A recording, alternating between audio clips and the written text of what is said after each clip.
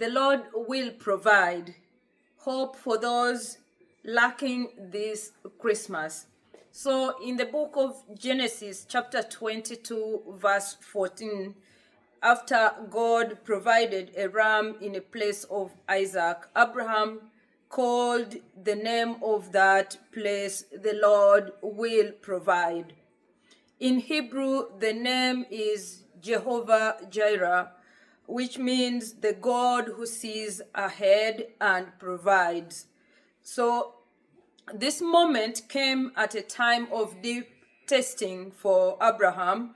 So he had to obey God even when he did not understand how things were going to end up or would turn out.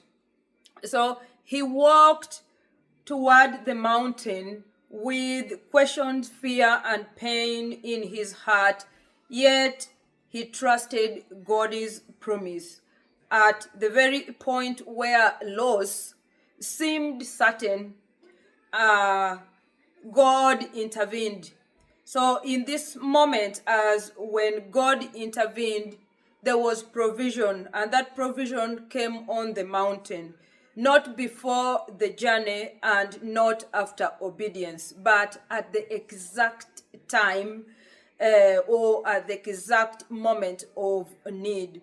So what does this mean to those lacking this Christmas? That for many, Christmas is a joyful season, but for others, it can be a time of lack of money, lack of peace, lack of companionship, health, or hope.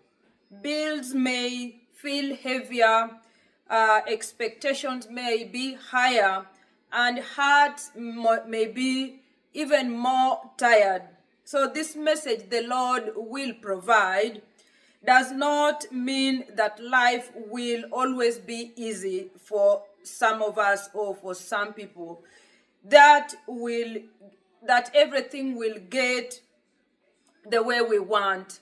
In most cases, it might be very hurtful or very difficult, but God sees you in everything you go through. You have to remember Jehovah Jireh means God sees ahead, and he sees in hidden places where you have empty cupboards, you have unpaid rent, the silent phone, the grief or at the table.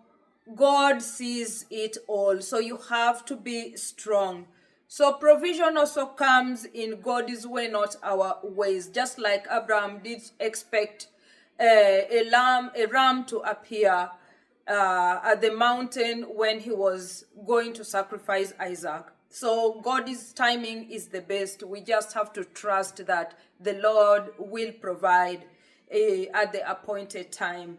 So Christmas itself is a proof of God's provision. When God remembered and gave us his only son as a gift, Jesus Christ, when humanity was lacking in hope, forgiveness, and salvation, God provided a Savior, Jesus Christ, who was born into poverty, laid in a manger, and so that those who have little could know that God draws near to them. So Christmas tells us you are not forgotten. God will provide. So you are not alone. Trust in God.